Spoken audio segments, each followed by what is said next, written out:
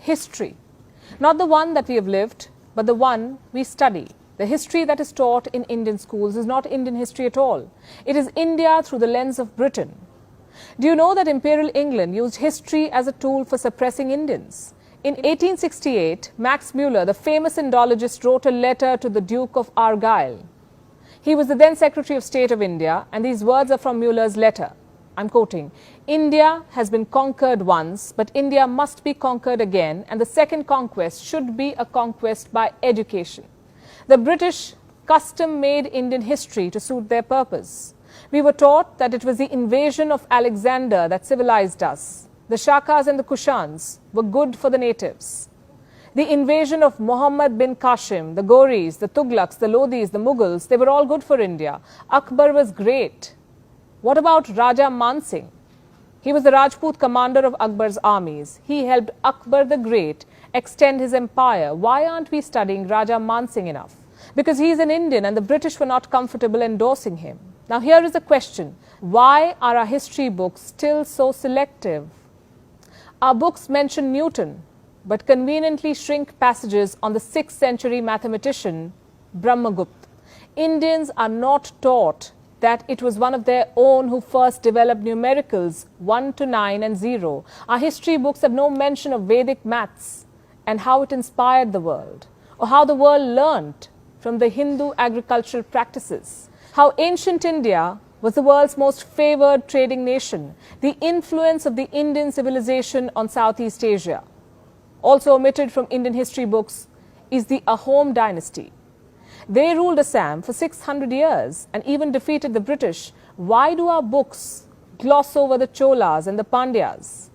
Our textbooks are still not free of British influence, and it is not just about Indian history. The world history we study also reeks of strong British bias. Take World War II, for example. Our books glorify the British and the American troops. What about the Indians who fought in the British Army? What Western historians also do not realize is that the turning point of the Second World War was the defeat of the Nazi army in Russia. The British can go ahead and hide this from their students, but why are we? India is still living in the shackles of the Raj. I will give you more examples. Under point number 3, and that is society.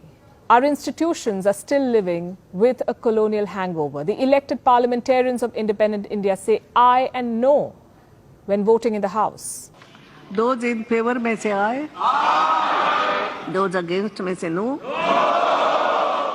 Have you noticed the attire of the Darwans standing beside the Speaker of the Lok Sabha and the Chairman of the Rajya Sabha? Colonial. Judges in India are still referred to as my lord and your honor, lordship. And I don't even want to get started on how our judicial system with all the paperwork is so British. What about the use of sevadar or sahayaks in the Indian army? There has been so much hue and cry about it.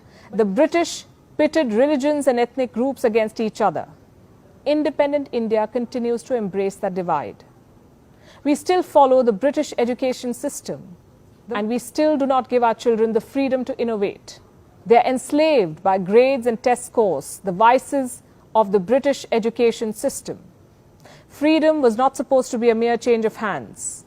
How can we call ourselves independent if we do not have the freedom to make our choices? A woman still cannot rise up the ranks of the Indian army. Indian attire is not modern enough for so many. High tea and English breakfast are signs of having arrived. We wear gowns at graduation ceremonies. We shun dark skin. Our police forces still lathi charge. English remains a vehicle of social mobility. We love Shashi Tharoor for voluminous diction, but we question the need to be fluent in our vernacular. We know all about the British royal family, but we know nothing about the Satavahanas. The point I'm making is very simple. India has achieved a lot. No one can take away that from us. But many Indians still need to break free.